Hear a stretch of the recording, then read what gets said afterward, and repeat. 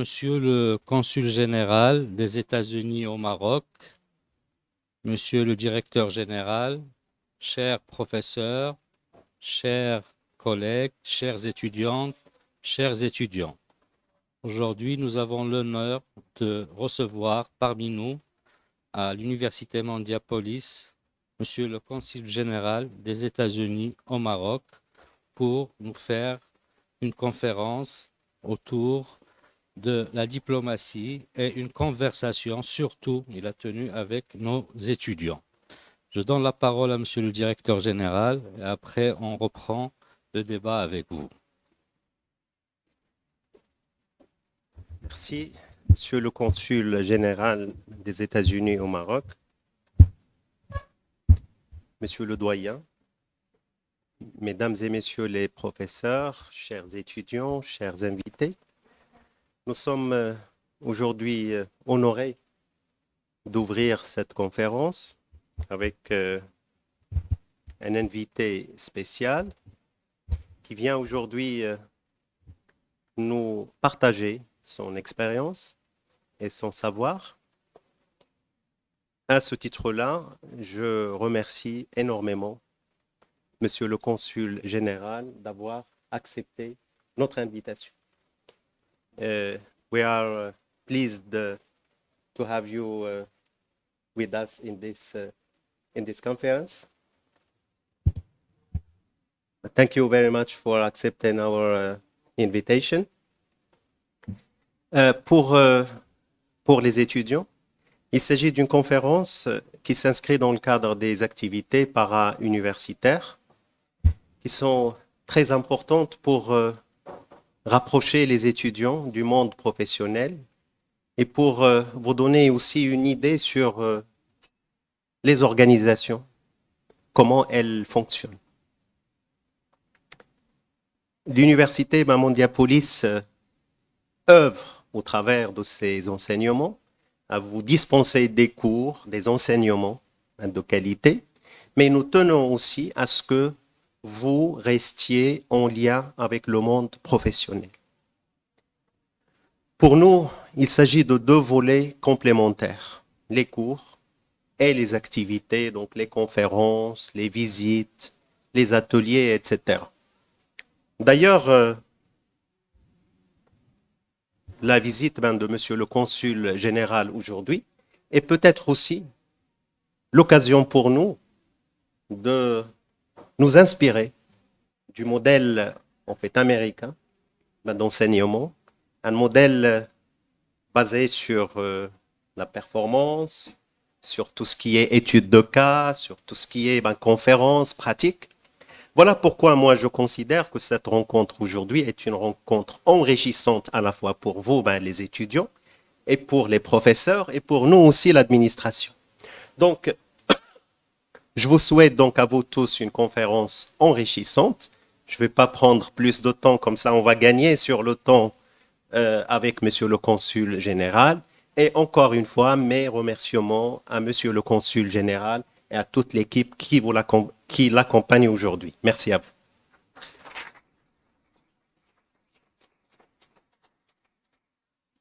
My turn. So I'm going to speak in English, but I understand French and Arabic. So if you have questions in French and Arabic, please feel free to ask in whatever language, almost whatever language you feel comfortable in. So we were just talking earlier, this is actually my favorite thing to do. So I'm going to try to keep my part really short so that we have more time to talk and have an interaction with you all and answer questions. I'll start by talking a little bit about my own career, just kind of how I got interested in diplomacy, how I got involved and became consul general in Casablanca. That journey, it's an interesting one, I think. And then I'll talk a little bit about kind of the US and Morocco, just a little bit in general. And then I'll open it for questions because I think the most interesting part of this in true American educational formats is the question and answer and that back and forth. I always learn a lot too from this, so I'm doing it selfishly as well. So my journey into diplomacy. So I grew up in Boston, very working class family. When I went to university, I had no idea what a diplomat was. If you were to ask me what a diplomat is, I don't even think I could have formulated a very clear answer for you. But I knew I wanted to learn languages and work abroad. I'd studied Spanish in high school and middle school, and I liked learning languages. So I wanted to do something kind of internationally focused. And when I was in Atlanta in undergrad, I met a woman there who came to give a lecture at our university about diplomacy. And she was so um, passionate and like enthusiastic about her work. And I was like, I want to do that. Like, I want to do what she's doing one day. And so that kind of led to a series in our system. You have to take certain exams, and I took all of the exams, and years later I did that. And that's another reason why I'm always super excited to speak to student groups, because if it can inspire one person to think about diplomacy and think about service and thinking about international service, I'm happy to do that. So coming into the State Department, I thought I wanted to work in Latin America because I'd spoke Spanish, I'd studied in Brazil some. I really loved that region. I felt very comfortable there. But in our diplomatic service, when you come in with your diplomatic class, so we were 70 brand new diplomats in my class, and you get a list with 70 jobs on it. And they can be in the same country. Like we had 5 jobs in Egypt, 4 jobs in Saudi Arabia. In the bigger embassies, you'll have multiple jobs sometimes opening up at the same time. And we get this list, and there were really no jobs in Latin America. There were like 2 jobs on the border in Mexico, which are really hard jobs for us as American diplomats because it's lots of like intense immigration work, and I didn't really want to do that. So I said, okay, well, maybe I'll try to do something that is only 1 year so that then I can look at the next list and get back to Latin America. And what was 1 year on our list was Pakistan. I think we had something in Iraq. And so I bid on those thinking, okay, I'll do 1 year in the really hard place. And then what actually ended up happening was, on the list, you have to explain why you want each country. By the time we got to Egypt, which happened to be my first assignment, I wrote, it would be nice to see the pyramids because I didn't actually want to go. So I was like, there's no professional reason why I want to be in Egypt.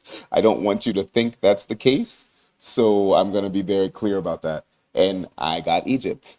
It was like the universe tricking me, like, you're going to go to Egypt. And it was hands down like a mind-blowing, eye-opening experience. I loved Cairo.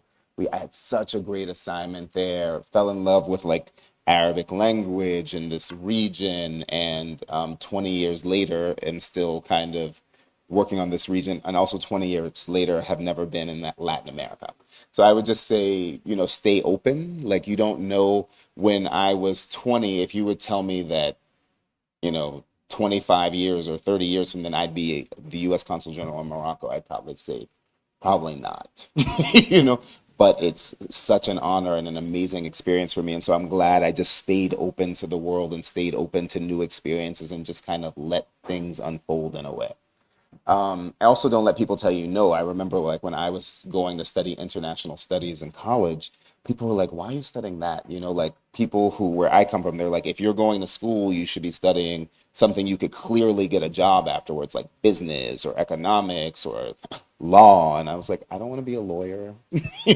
I don't actually know what I want to do, but I know what I don't want to do. And being a lawyer wasn't it. Being a doctor, I knew wasn't it. So I said, I like international things. So I'm just going to do that. So really do what you want, right? Like focus on that. So if I can give you 2 little bits of advice, that would be it. Um, you know, the U.S. and Morocco, we have a very kind of robust historic relationship. Morocco was the first country to recognize the U.S.'s independence. We have our oldest diplomatic presence in Morocco, in Tangier. The American legation was our first diplomatic building anywhere in the world. Morocco is the only country on the continent of Africa we have a free trade agreement with, which facilitates lots of trade back and forth. Which means as consul general here, we have like this really robust, big relationship, which is really great. I think it's also nice because we have 10,000 Americans who live here. So I think Moroccans get the opportunity to interact with Americans in a way that people in other countries might not. So you kind of, we talk a lot about this internally, like misperceptions of us, or how can we think about like what's happening in public opinion. And I think public opinion about Americans in Morocco is generally very positive, partially because there are just a lot of people here, and so they actually get to see us as real humans and not just as a talking point or even as consul general, some like a far away official, right? So I think that's a really positive thing. So we have 10,000 Americans living here. Before COVID, we had 450,000 American visitors every year to Morocco. That's like kind of the official Moroccan tourist number. So lots of Americans coming to visit Morocco. I think those numbers are creeping up as well. Big trade relationship, 150 registered American companies with the American Chamber of Commerce. So just lots of activities that keeps me very busy and my team. But there's a lot more one other thing that I want to mention that I think makes American diplomacy stand out a little bit. And we were talking about this, like what do I think is special about our diplomatic corps? And one thing that I think is most special about our diplomatic corps is the diversity of diplomats that we have. American diplomats, there's no educational requirement. As long as you can pass the exams, you can be a diplomat. There's the age requirement is you have to be under 60 because you have to retire at 65. So as long as you can get 2 tours in, you can become a diplomat. The rules are really different. So what that means is we have diplomats from like all over the country, from really diverse backgrounds, who speak languages. And I remember one time I was in Germany as I did a tour in Germany. And we were there. The German diplomatic corps is a very different diplomatic corps. It's very kind of hierarchical and formal, and a lot of their diplomats have von in their last name, which means they come from kind of a royal background, and it's very different corps. And we were at a reception hosted by the German government for like the new diplomats. And there was a woman talking in the group with us, and they looked at her and they said, "So how long have you been a diplomat?" And she was like, "Actually, this is only my second assignment." She was a little older, so the guy said, "Okay, what was your first assignment?" She said, "I was in China before this, now I'm here." She said, "So what did you do before you became a diplomat?" And she said, "I was a train conductor doing the line from Maine to Boston." Like she literally drove trains back and forth.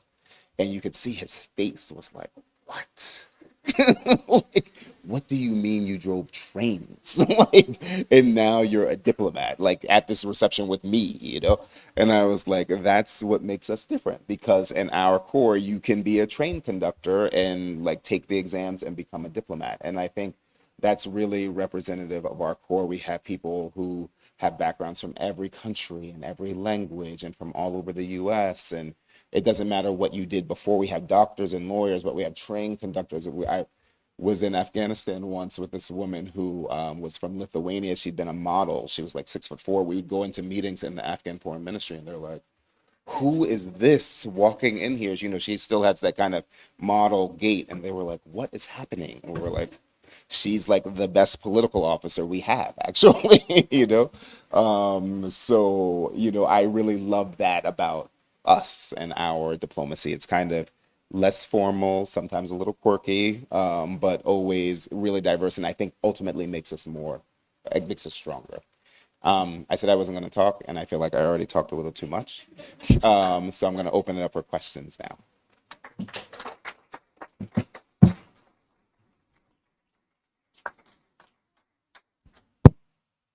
Merci, Monsieur le consul général des États-Unis, pour votre brillante intervention sur la diplomatie, sur votre parcours. Les étudiants sont ici. Ils ont envie de vous poser des questions sur la diplomatie, sur les relations internationales. Et je donne la parole. Est-ce que vous préférez prendre plusieurs questions ou une question? I think one. Yeah. OK. Alors, première question. Oui. D'accord. I saw 2 hands, 3 actually, 1, 2, 3. So. D'accord. I can probably hear you if you speak up. Mais s'il vous plaît, une question, pas d'intervention.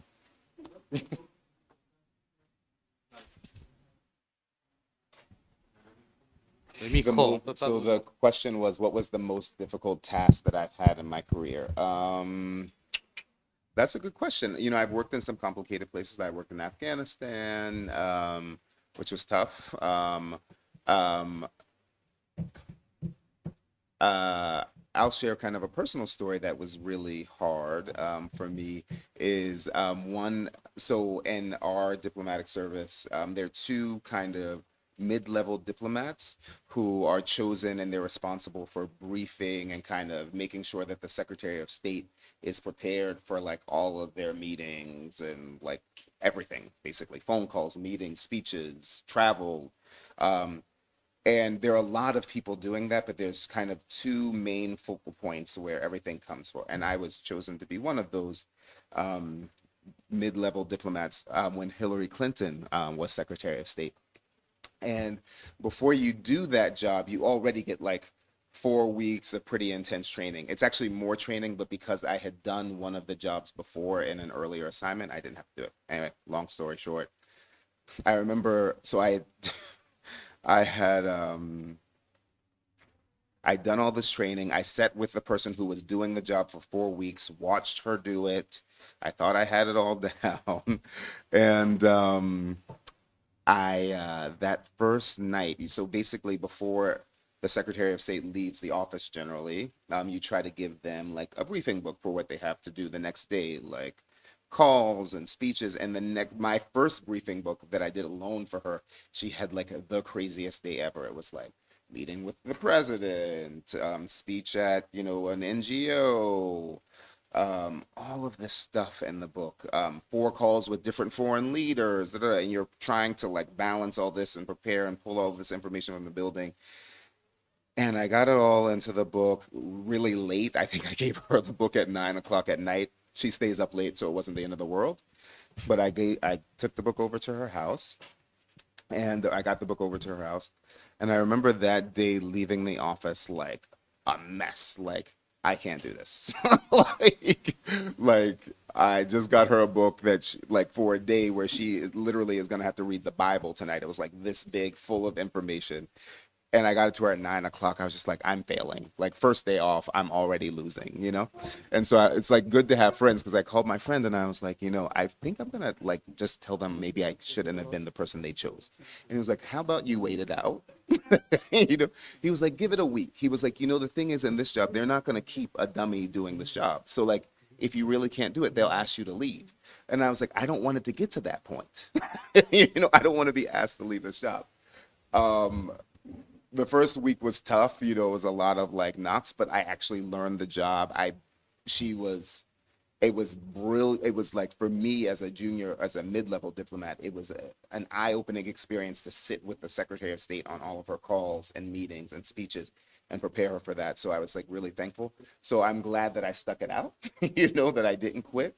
So that was probably the hardest job I've ever had at the State Department was that job, just because you know, it's not only like what you're preparing for her for, but it's then emergencies that come up. You know, like we had a diplomat who was killed in Afghanistan on our watch, and how she responded to that. Benghazi happened on our watch, and how we prepared and responded to her for that, and all the briefings on the Hill and all of that. So it was like every day for a full year being like, you know, right in the middle of the action, which was great, and I learned a lot, but it was really tough. It was like halfway through, I would say. Maybe whenever Secretary of State, Secretary Clinton was, it was the end of hers because I also worked for John Kerry for a little bit in the beginning of the tenure. So whenever she was leaving, I don't remember what year, but it was kind of in the middle of my career. Yeah.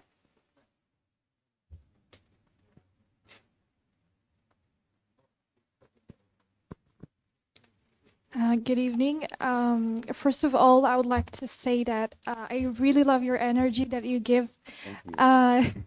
It made me less nervous and it changed my idea about diplomats. Then my question is going to be, what is the biggest cultural shock you had once you came to Morocco?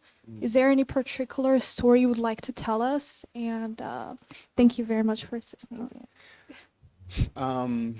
You know, cultural shock in Morocco hasn't been as intense for me only because I've now been a diplomat for 20 years, and I've worked in North Africa for 10 of those years. So there's nothing that was like so shocking to me, I have to say. I can share an experience from culture shock earlier in my career. So my second assignment was in Saudi Arabia. I was in the Eastern Province in Dhahran, Saudi Arabia. And my first week on the job, I was invited to a wedding, like a big Saudi wedding.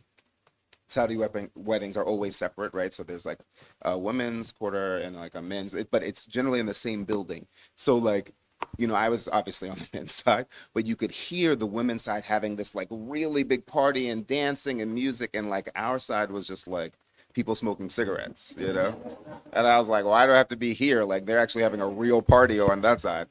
So, I was on our side, and they bring out kapsa, like rice and lamb, and it was my first time. I'd been in other countries where you eat with your hands, right? Like I'd been in Eritrea before, and I'd been in other countries. Even us, I come from the southern part of the United States. As Black Americans, we eat with our hands too. Like, but I'd never eaten like rice really with my hands, right? So they bring out this big thing of rice and the lamb, and I guess one of my neighbors, he sees me kind of struggling to like get like a little rice, And so he looks at me and he like grabs, and he was really attacking the meal. Like, I mean, he had like grease and rice all in his beard, and I was like, ugh. And he reaches, and the part of the lamb, there's like a fatty part that's over the butt, right? And so he grabs a big piece of fat and rice, and he was like making this knot of rice, and then he puts it up to my mouth. Like, and I'm looking at like my local, we always, in our embassies, we always have local staff members. And I'm looking at him like, do I really have to eat this? Like, am I going to cause a big incident if I just like, I'm good, And he was like, yeah, you do. Like, actually, like the guy sitting next to you is like a very important contact. He's trying to make sure you eat. It's part of Saudi culture. Like, just eat the thing.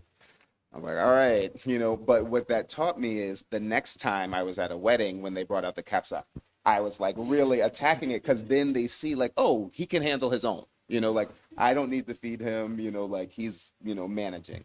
So that was for me a culture shock, because like I had never been to a culture where people feed you, like with their hands, right? So that was an interesting moment for me.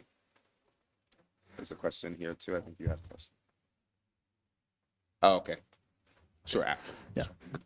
Good morning, Mr. Lawrence. Thank you so much for the conference. I'm a professor of political sciences. I would like to take advantage of your presence today. I have two questions regarding a draft paper that I'm writing about on religion and politics. My first question is, I would like to know is if the former American administration has any elaborated foreign religious policy in North Africa, especially in Morocco, and was there any financial support or like training for the young imams to promote the question of moderate Islam? Thank you so much. Okay. So the question, can you repeat the question one more time? I'm sorry, just so I get it clearly. The first question, I would like to know if especially the Obama administration had any foreign religious policy regarding North Africa, especially after the Arab Spring, and especially regarding the case of Morocco. And was there any financial support or like the trainings given to like young imams to promote the question of moderate Islam? Okay. As I'm comparing in my paper the question of Morocco and Malaysia. Got it. I think I got it. Thank you. So I would say, yes, there was definitely a policy. I was working I remember when Obama gave that speech, because I was in Cairo, actually, when he gave kind of that big speech. 2009, right, exactly. I was in Cairo, and I was about to move to Algeria for the first time. I actually did 2 assignments in Algiers. So I was in Cairo, and I remember there being all of this like excitement and activity about like, oh, he's really addressing the Middle East, addressing North Africa. What is his policy going to be? And I think our policy at the time, and I think really remains, is that, we just support moderate actors all over the world, right? So like people who are preaching coexistence and mutual understanding, and we still have a number of programs. My colleague Sarah here works and are part of the embassy that does exchanges. And so what we really tried to do was have conversations between American imams and religious figures, not just imams, but like over the entire gamut of religious kind of actors and people all over the world. And so it's been like a big honor for me to kind of organize that. And I've done that a lot. We are in our diplomatic corps, we have 5 cones, and Sarah and I are the same cone, which means we come up in the same field. And so I spent a lot of my career organizing these exchange programs for people to go to the United States and have conversations with their interlocutors about interfaith dialogue, about democracy, about nonprofits, about women's liberation, about queer rights, about, just the whole list of activities that you can think of. And that's been a real privilege, actually, to kind of see the US government actually just not talk about these things, but put these things into action and trying to connect people. So, and I think that's really the better way to do it than like me saying this is the way things should be. And, this is, sometimes there are moments when you have to do that, right? Like I worked on the human rights portfolio in Saudi Arabia, and sometimes we would have to go into the government and say, actually, what you're doing, we believe is wrong, and we wouldn't handle it like this. But there are other moments where you can have conversations with people who are actually acting in that society and connecting them with people all over the world that I think is actually an easier way to advance a policy than just me as a diplomat going in and saying this is the way things should be. So it was a little bit of both. Can we get his question, because he asked like in the beginning, and I want to make sure we get him. Who's with the green jacket? With the green jacket right here? Yeah. Sorry. Ok. Moi, je vais parler en français. Oui, avec plaisir. En fait, nous sommes en train de parler de la démocratie et de la diplomatie américaine. J'aimerais savoir réellement quels sont les principaux axes d'orientation de la diplomatie américaine face au monde entier, mais particulièrement sur le cas africain, sur la situation africaine. So I'm going to respond in English. Is that okay? Je réponds en anglais ou c'est mieux en français? Français, c'est mieux. OK. Je vais essayer de répondre en français ici. En fait, on a une relation avec... C'est compliqué de parler de la relation avec l'Afrique parce que l'Afrique, c'est un continent, en fait. On a une différente relation avec le Maroc qu'on a avec l'Afrique du Sud. On a une différente relation avec l'Éthiopie qu'on a avec Nigeria. Mais en fait, bien sûr, on a des points en commun qu'on parle. On veut créer des liens entre les sociétés américaines avec les sociétés en Afrique. On veut créer les liens, on veut parler de la gouvernance, on veut parler de la démocratie, on veut parler de développement dans le continent. Et on veut, à mon avis, moi en fait, j'ai plutôt travaillé en Afrique du Nord. Je connais notre politique en Afrique du Nord mieux que notre politique en l'Afrique subsaharienne, parce que j'avais pas l'opportunité jusqu'à maintenant pour travailler là-bas. Mais en fait, on est en train de créer les liens entre les États-Unis, pas créer, ça existe déjà, mais renforcer les liens entre les États-Unis et des différents acteurs africains. En fait, en décembre, le président Biden, il organise une grande conférence, the Africa Leaders Summit, à Washington, dans la Maison-Blanche. Et chaque pays est invité, mais ce n'est pas juste les leaders du gouvernement, c'est les leaders dans le système éducatif, c'est le leader dans le système économique. C'est plusieurs étapes. Et ça, c'est juste un exemple d'une conversation qu'on a avec les différents pays en Afrique, en fait. Et pour moi, je crois que ça, c'est le truc. Moi, je ne peux pas dire on a une politique, la même politique pour tout un continent. On a une vision pour un pays, je ne sais pas, chaque pays, parce que c'est différent. Chaque pays est différent, chaque relation est un peu différente. Mais on peut parler d'éducation et comment on peut avoir des liens en Afrique intercontinentale avec les États-Unis. Et on peut parler de l'économie, de certains sujets, grands sujets comme ça. Et c'est ça, je crois, qu'on est en train de faire avec cette administration aux États-Unis. Yes.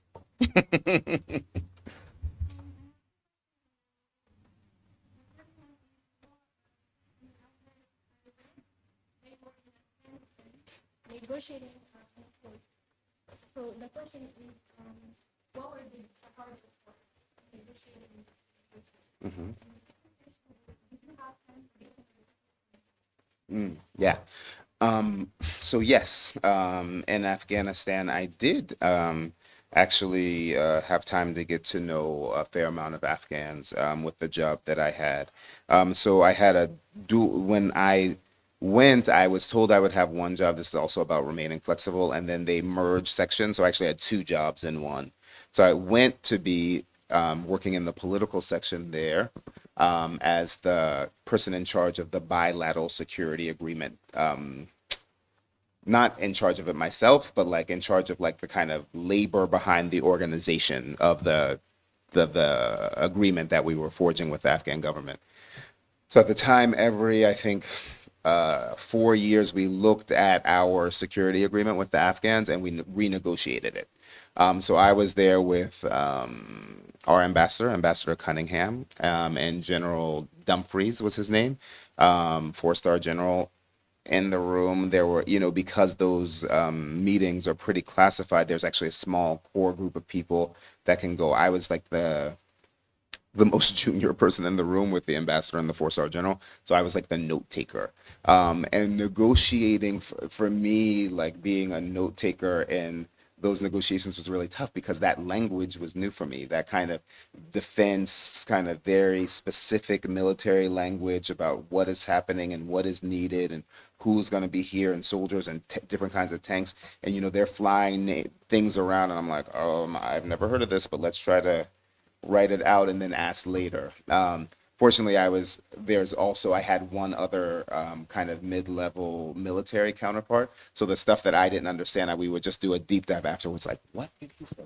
We were in the negotiations. I mean, it was with Spanta, who was the national security advisor. It was with Hamid Karzai, who was the president at the time. So it was like very kind of intense senior level negotiations. But it was for me as a diplomat, like being there at that moment in history and having the opportunity even just to sit in the room during those negotiations was really pretty powerful. And I learned a lot from that, actually, that kind of affects how I am even today. And I think one of the things that I learned was also just about like leadership. I remember General Dumfries, but when he would come in the room, everyone in the room, even the most junior person, which was me, he would come around and shake our hands and say, I thank you for your service, really appreciate the work that you're doing here.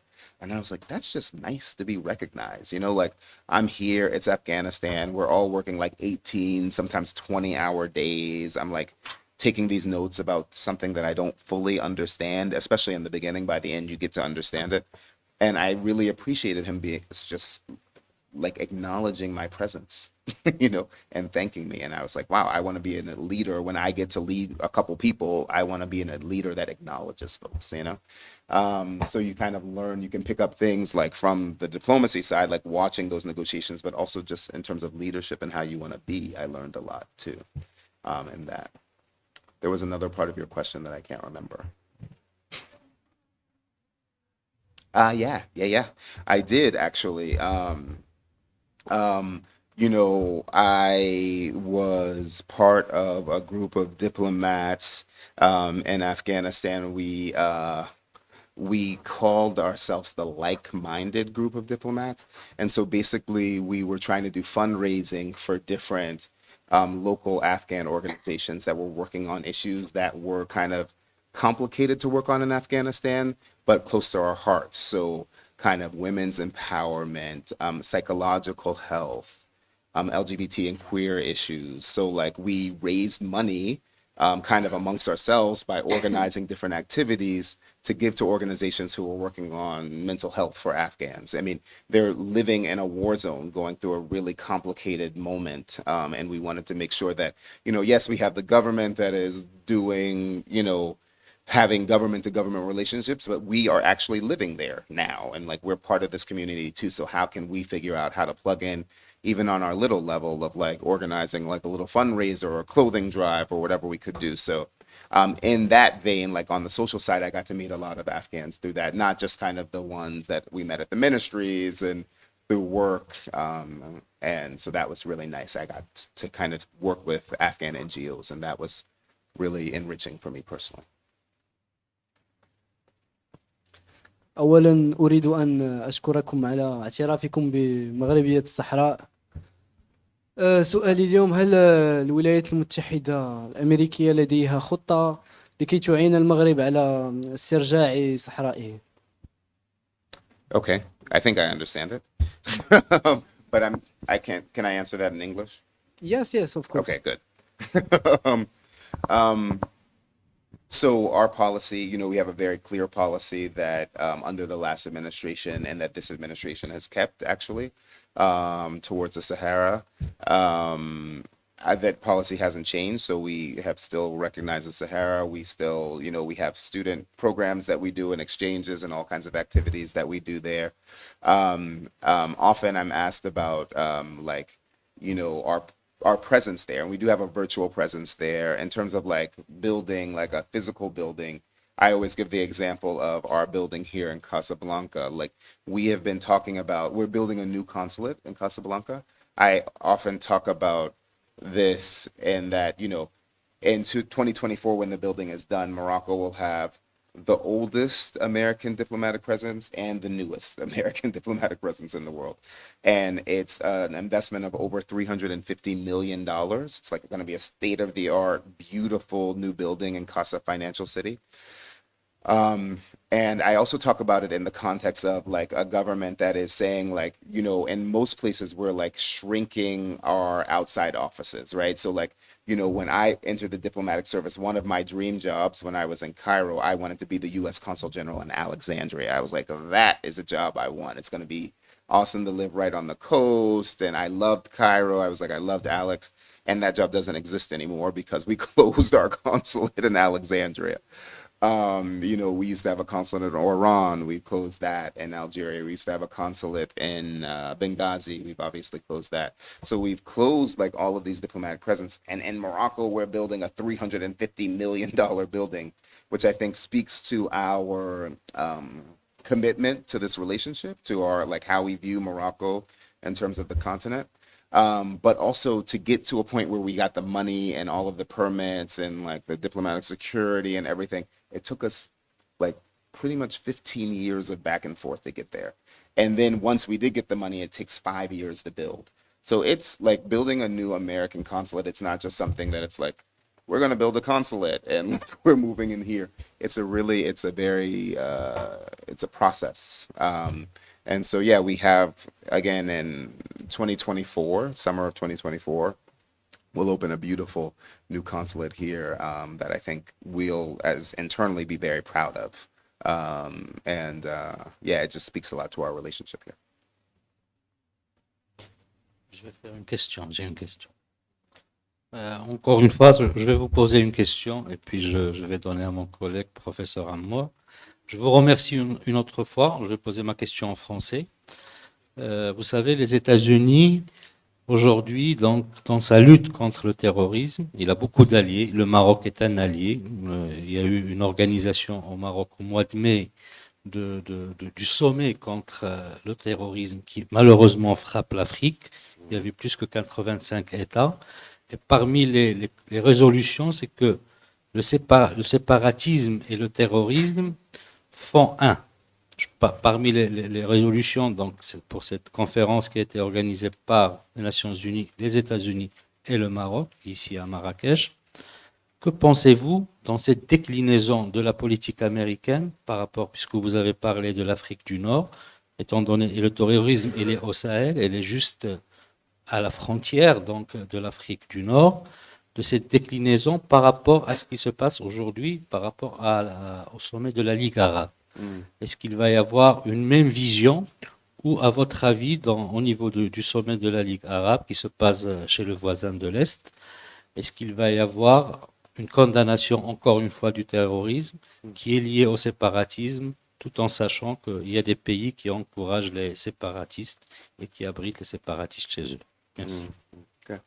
I guess how I would answer that is that, the U.S., we have a number of allies across the region, especially in North Africa. And we work with all of those allies kind of to fight counter extremism, fight terrorism.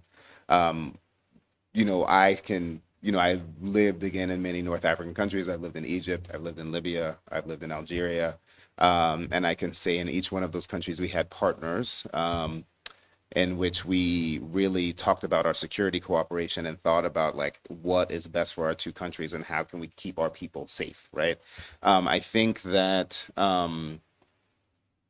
you know, I'm the U.S. Consul General in Morocco, right? So like I talk more and think more about our security cooperation with Morocco, which is excellent, actually. We have a very strong, powerful relationship with Morocco. We organize the biggest military exercise on the continent of Africa here.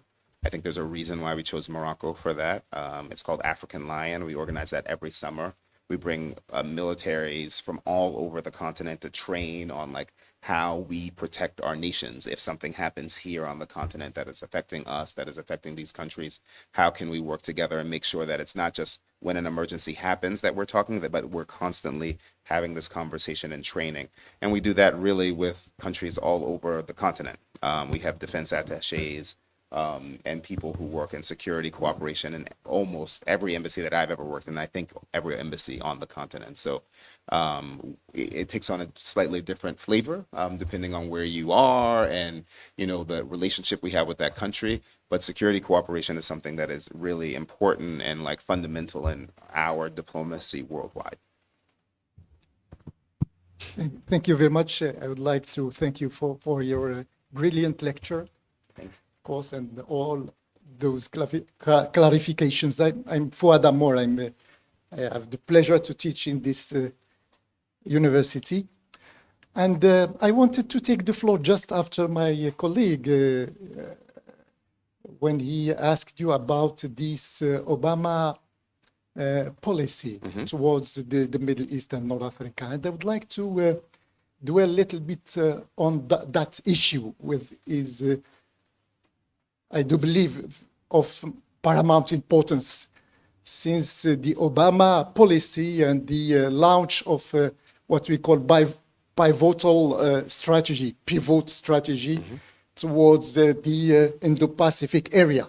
And since then, we know that American policy, United States policy, gave priority to this region at the expense of, let's say, our Middle East area. And of course, this policy we can understand it easily since the most important things happened in this region in terms of weights of economic, financial weight of this region, and especially the ambition of China to play a major role in the international level, and of course the ambition of China is to be one of the leaders, let's say at the horizon of 2049. It's well known. But my question is that since the advent of the conflict of Ukraine conflict, it is fairly known that obvious that this region, Middle East region, is becoming more and more important regarding the energy crisis, of course. And this region is, has a lot to say in this regard. Don't you think that American policy will shift to give another time a priority to this region regarding what's going on now since 2022, since this conflict? Don't you think that, because you seem that you be familiarized with this region, and I do believe that you should be frustrated since all the priority is given to Indo-Pacific region, and now don't you think that it is time for United States to rethink its policy and to give a lot of, to more interest to this region? Thank you very much. Thank you. Thank you for that question. In the US, we have an expression, walk and chew gum at the same time. So I think that, you can do a number of different things at once. And so I am not a China specialist, but it's something that we talk about a lot in terms of this region, like what we call it the great power competition. Like, what does China look like? What are they doing in Africa? What are their intentions? What are the conversations that we need to be having with African governments about like how we see China's role on the continent and in each country, bilaterally, as like we're here. And so those are conversations that we continue to have, but I think we can have those conversations and still recognize the strategic importance of the Middle East. And as someone who's been working on the Middle East for 20 years and who has held also a number of very senior positions in Washington, working for Condoleezza Rice, for Secretary Clinton, for Secretary Kerry, I worked for our Director General of the Foreign Service. I could say that the Middle East, in the 20 years that I've been practicing diplomacy, the Middle East and North Africa has never not been a focal point or a priority point for the US government. I know because like I've arranged calls and set in on conversations with all of those leaders. And from the beginning of my career until right now, it's like of utmost importance, and it kind of drives like not only like leaders in the State Department, but also the president's kind of thinking and agenda about world and international affairs. I think we're fortunate now that the president that we have in the White House, as you know, then Senator Biden was the chairman of the Foreign Relations Committee. So he spent years thinking about foreign affairs and our embassies and policies and our diplomacy and how we think about us as Americans in the world. And so if anyone understands the importance of this region and how strategic it is, especially in terms of like energy, energy markets and that kind of those issues, economic issues, it's President Biden. So I think I slightly disagree with the premise that we kind of somehow lost our focus on the Middle East, having been working on it for the past 20 years, and both in Washington and overseas. I could say that there's been a lot of focus, a lot of attention, a lot of resources and money. A lot of our most senior diplomats, our biggest embassies continue to be in this region, in Egypt, in Saudi Arabia, and Iraq. Our largest diplomatic presences in the world aren't in Asia even, they're here. China is a big embassy, but other than that, our other large embassies are all in this region. And I think that speaks to our presence, where we're putting money to build new consulates. It's here in Morocco. It's not in China. We're not building a new consulate in China. We already have diplomatic presence there. So I think, you can do both things at once. We can talk about great power competition. We can think about Indo-Pacific relations and how they're playing out in the rest of the world, and still have our eye on the Middle East and North Africa. So a question over here. There was a young man in the blue shirt.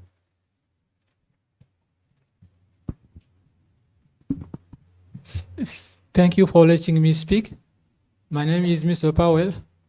I want you to come back to American policy in Africa. My question is following. Is there an American policy in Africa? If so, which one? I never understood the real American policy in Africa. Thank you. Yeah. So I'm going to preface all of this with, I am not a sub-Saharan African specialist. Like, I have not spent most of my career working on those issues. I mean, here in Morocco and even in North Africa, we think about like those relationships. I work in what we kind of separate as the Middle East and North Africa Bureau with the, kind of rest of the continent. And I would say that in my opinion, in this job that I'm having right now, I see the conversations that we're having about Africa in a different way, because Morocco is often included in those conversations, right? So right now, like this kind of administration priority of organizing this Africa Leader Summit, they're not organizing leader summits for every region, but they like specifically said, we think that Africa right now is a priority for us, and like how we are thinking about and talking about and investing and creating linkages educationally and commercially and politically matter. And so like, how can we deepen that? How can we think about that more strategically, right? We hosted this summer in Marrakesh, a huge US Africa business summit. And I again, like having worked in North Africa most of the time in those continents, those conferences are generally held in sub-Saharan Africa. I had never been a part of that in my career, but I was I've never seen a conference organized like that with that kind of level of senior people from the US government. We had 50 people. I know because like I had to work on all of their schedules as a diplomat here. We had 50 senior US officials from different parts of our government coming to talk about like economic investment and empowerment in Africa, and like how do we like create linkages. We had representatives from 40 different countries on the continent.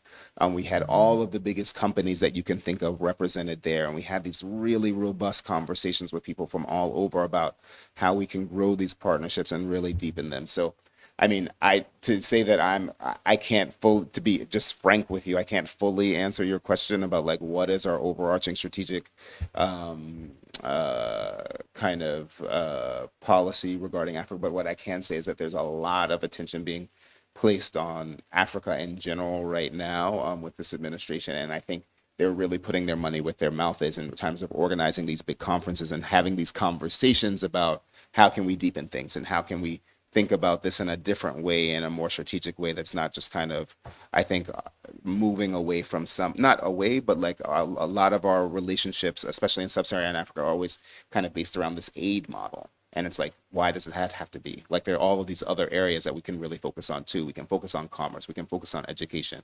So let's do that as well. So that's kind of my answer to that. Yeah. Bonjour. Bonjour. Je peux m'exprimer en français? Pas de problème. D'accord. Je vais parler à propos de l'actualité du moment. J'aurais besoin de votre avis en tant que diplomate à travers deux questions. La première question, ça sera, selon vous, quelle est pour vous une suite logique à la fin de la guerre de l'Ukraine? C'est-à-dire, est-ce que cette guerre aura une fin diplomatique, c'est-à-dire une négociation ou une conférence autour de la paix entre les parties en conflit, ou bien ça sera forcément une fin militaire où un parti l'aurait emporté sur l'autre? Ça, c'est la première question. Et la deuxième question, toujours selon votre analyse diplomatique, donc en tant que diplomate, quelles sont les conséquences politiques et sociales que cette guerre peut causer dans les prochaines années? So I'll start with the first part of that question. I think, we've seen like the impacts of the war, right? We've seen the impacts on oil prices. We've seen the impacts on wheat prices. We've seen the impacts on, I remember right after, that's none of that is talking about like the most important thing, which is like the loss of life and, a number of refugees who have been created for no reason, right? I would say in terms of the long-term impacts on the war, in terms of displaced people, the effects to the economy, all of that is probably going to take years to kind of get back on track, right? Those aren't either all of those effects that we all know about and that we all talk about in terms of like any war, but especially this war that's happening like, in Ukraine right now. It's not solved quickly, and like once you, there'll be long-term repercussions economically, politically, socially, that, it's hard to see right now. And, for the second part of your question, like if I had an answer to how the war would end, I'd probably be accepting a Nobel Peace Prize right now. I don't know. Unfortunately, I'm not gonna like say that I have this big kind of idea about how I think the war is going to end. I think about it a lot. I read about it a lot. I look at what's happening, like what's happening in the Ukraine, what's happening in Russia, what's happening here in terms of like students and people going back and forth. How are countries in the region supporting the Ukraine? We think about that a lot. But yeah, I think, ultimately, wars, leaders ultimately are responsible to their people, right? And so I think really what's going to likely change this is like a groundswell from like the Russian people saying like, this is unacceptable. We're not willing. And we're seeing that already. Like we saw like when they started doing a conscription and saying you have to fight in the war, the tens of thousands of Russian men who left. They said, we don't want anything to do with this war. Why would we be fighting in it? You see it again and again with like senior kind of Russians speaking out against it, leaving the country because obviously they don't have the right to do that there. But I think that's what's ultimately going to change it. Along with, us supporting the Ukrainian people and their right to have a country that is historically theirs. So, yeah, that's my answer to that. He just had his hand up first here. Can we get the students and then maybe we can? Yes, of course. Of course. Go ahead. Okay.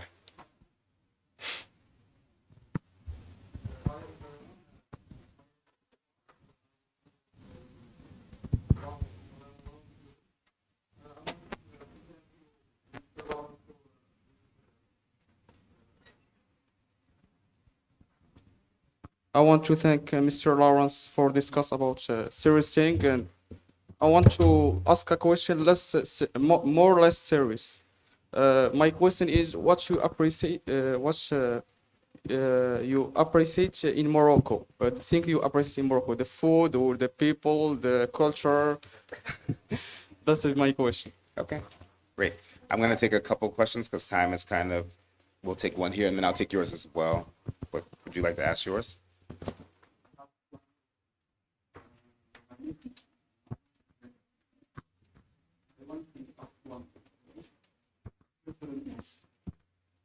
My question is, as a stranger, what do you advise to someone who scares to live or to study abroad? That is my first question. Mm-hmm. You want to repeat? Yeah. So as a kind of foreigner, what do I kind of advise for people wanting to live in a different country? Yeah. I got it. Yeah, thank you. And I'll take yours. Good morning. So delighted to have you in this institution, Thank you. in this lovely place, with these lovely people. I want to come back to educational issues more particularly, because we have to seize the opportunity for being here and to ask you about how can we boost, enhance the educational relationships between Morocco and the United States, and more specifically about the programs to make Moroccan students and all the students to move to US, and especially after the coronavirus crisis, because we have noticed that they are asleep and we slow a little bit some specific programs. Myself, I am fellow from Maxwell School of Public Administration and Citizenship, Syracuse University, and I am involved with my friend and my colleague, Courtney, in a program with Seattle University. So I am so highly motivated to know more about the specific programs to make our students to benefit from this very distinguished and very interesting programs in US. Thank you. So I'll start with those. The first thing, what do I appreciate most about in Morocco? I mean, there's a lot of things that I really appreciate about living here, actually. Food's great. Weather's nice. People are really great. I mean, I'd heard about like Moroccan hospitality before moving here, but like seeing it in action, it's like extreme. Sometimes it's like, I really don't want to eat a whole lamb. People are just very generous, right? And that's nice. Like, it's always nice to be in a place where, also I have a small daughter, and like people here love kids, right? So I've never been any place in Morocco and felt like I can't bring my daughter as well. And that's not something that happens in every country. Like, there are definitely some places in the US, they're like, why did you bring your child here? And in Morocco, children are always welcome and kind of included in activities. And I appreciate that as someone who still wants to live a life, but has a 2-year-old, so kind of balancing all that. The thing about like living abroad, the question about living abroad, and like, how do I think as a foreigner? I think, the most important part about living abroad for me is just to like remain curious, right? Like remain and just open, because you come with like these preconceptions from whatever, from like your life and like what you believe things are going to be in a different country, but just like kind of sometimes putting that to the side and just being open to new experiences and listening and learning and continuing to grow and learn languages. Like, I've lived in the Middle East and North Africa for 20 years. I'm still taking Darija classes, like just still trying to like improve myself and grow and learn. And I think that curiosity is really the most important element of a diplomat, or really anyone interested in pursuing international affairs, because then it's always new and interesting and there's always something to learn. So I would say that. Sure.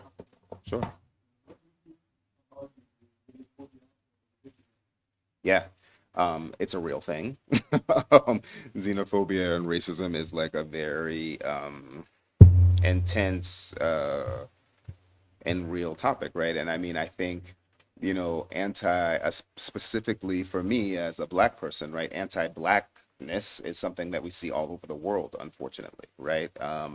And it didn't miss Morocco. It's not like that it doesn't. It's not that it doesn't happen here as well, right? So, it's just like I think about this a lot because now especially, I grew up in a certain cultural context, but I've lived all over the world and all over North Africa and faced, different circumstances in my career and at different moments. And it's like now that I have a black child, like how do I prepare them for a world in which, and especially a black one day to be woman child, like how do I prepare her for a world that is still likely going to be misogynist in 20 years, that is still likely going to be anti-black, and like having those conversations and thinking about that and preparing her in a way that's like not always sad, but like that's joyful. Like I come from a joyful culture, like, like I'm not gonna let, like someone else's like ideas about like, who I am and what that like make me miserable anywhere, because like I know that that's not the truth of who I am and who we are as people, right?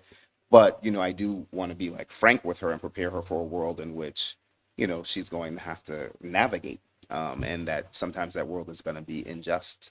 So I think about that a lot, yeah. But I think overall, like I like the fact that we can have this conversation here, and that, we get to talk about it and like figure out how to live and be in the society and maybe change perceptions too.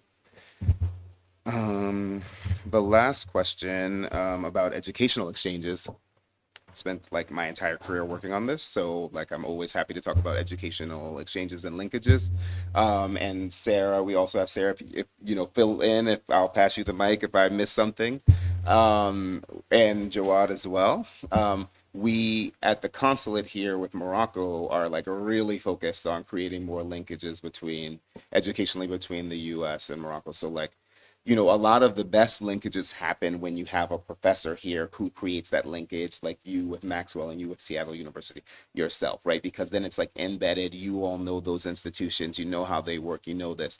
But there's definitely a role that we can play, especially in educating students about how to navigate that system, about giving like people real information about the visa process to go study in the US and how that looks like and works. And I'm really happy to announce that we just hired at the consulate here a new educational advisor. So someone whose full-time job is to think about and try to create more linkages between the US and Morocco, both institutionally and also in terms of students, like giving students information about how to study in the United States. And I'm happy that they're based here in Casa and not Rabat.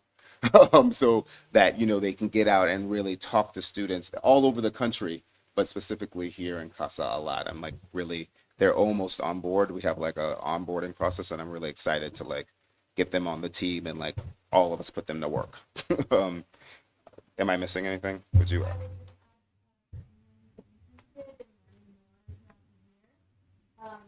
Feel free to find us on Facebook or Instagram, Zara America Casablanca. We announce opportunities for students, professors, researchers all year round. So you can always contact us through there, and we're happy to help. And there's a wonderful English language library at Zara America that you're all welcome to use. Cool. There's one more question that this young man with the white t-shirt.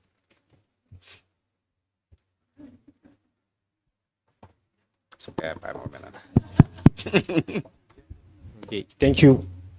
My question is how would you qualify or appreciate the World Bank's strategy with regard to climate change in view of its accept results?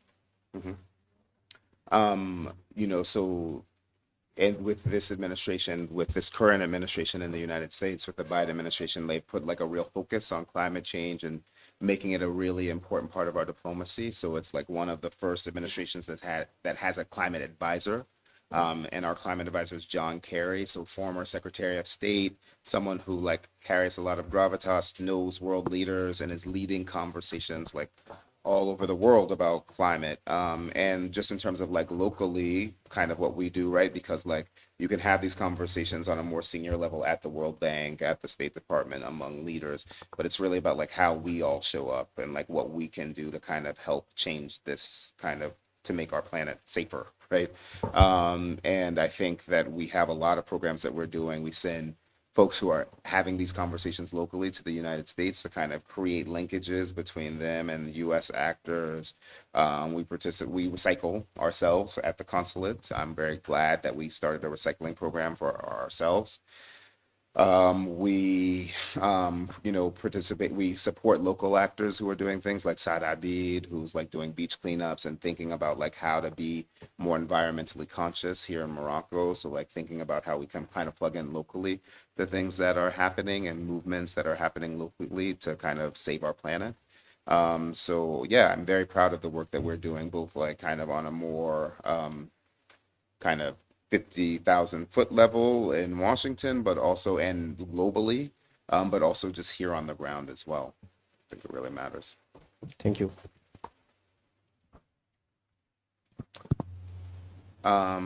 I'll take the last two questions that I see. You already had one, so I'm going to try to give it to folks that didn't, and then we'll wrap it up.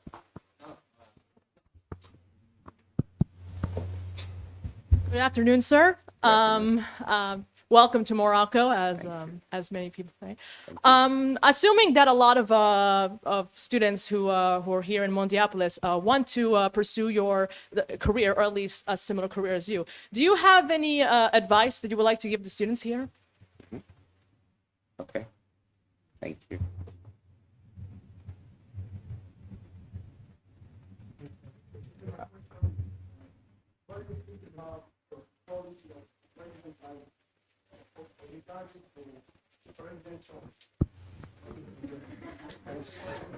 Okay, my question is, what do you think about the policy of President Biden regarding to Mr. Trump? Okay. Yes. Okay, cool. Did I miss anyone else that wanted to ask a quick question? Okay. Did we have another one? Am I missing? Okay, good. So I'll answer those two, and then I think. So the advice for students who are interested in international affairs and diplomacy, I would say that, like try to search out opportunities, like to just learn more and keep growing and plugging in and learning languages and just all of the things that you can kind of, like that curiosity, right? Like that way in which you're trying to consistently learn and grow and figure things out. I think, again, I mean, I'm just speaking from my own personal experience. Like, I didn't exactly know what I wanted to do, but I kept showing up for everything that had an international angle until like I figured it out, until like I stumbled upon the right thing. So it was like, I was in college. I had to work a lot to pay for college, but like every spare moment that I had, I was taking a language class. I was trying to find a lecture. I was volunteering at the Carter Center in Atlanta, which was a center in Atlanta that, run by former President Carter, who does international programs. So I was trying to figure out how to plug into things locally that have an international angle so I could just keep learning and growing. And slowly that turned into figuring out and taking the exam. So I would just say, if you have a passion, just feed it, put your energy there, and eventually something will come of that. So the question about President Biden and President Trump is a good one. So in the U.S. Foreign Service, I'll answer that structurally. So in the U.S. Foreign Service and our diplomatic corps in general, at the head of our embassies, we have ambassadors, right? About 75% of all of American ambassadors are career diplomats. So like me, you came in, you're a civil servant, you work your way up through the system, and if you can figure it out and you're good, you become an ambassador one day. The other 25% are kind of political appointees, right? And so they come in with a mandate that is linked to that president, because They supported him politically, sometimes financially, in terms of their campaign. And so our system works like that. So I'm a career diplomat. So I serve at we serve at the will of the American people, right? So I serve an institution, I serve our government no matter who they elect. And so I try to figure out how to have conversations and how to represent those policies, no matter what those policies are. I started the Foreign Service under the Bush administration. Now we're in the Biden administration, and I've been happy to serve all over the world for, the American people.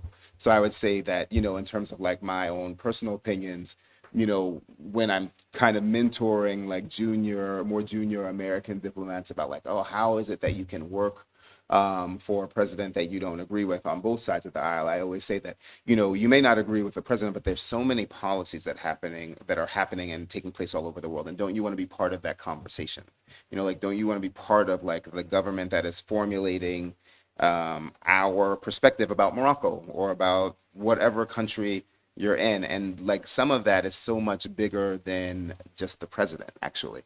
And so I would say, so I wanted to answer that kind of more structurally, kind of to explain that, as a civil servant, as someone who's come up as a career diplomat, I don't serve a political party. I serve the American people. So like I'm very kind of clear about like my mandate, and I'm happy to serve. I've been happy to serve for these past 20 years. And I think that's it. So thank you all for your patience and like attention. I really personally appreciated having this opportunity to chat and talk and get to know you a little bit. Hopefully this will be the first of many conversations with me and our team. We have a lot of other really brilliant diplomats who work at the consulate and embassy that might also have, but that do have things that they can share with you. So hopefully we can get some of them in front of you too. So thank you again for your patience.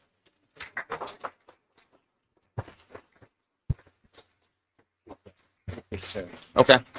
So they're going to try to take a group picture. I don't know how that's going to work, but I have really bright colleagues.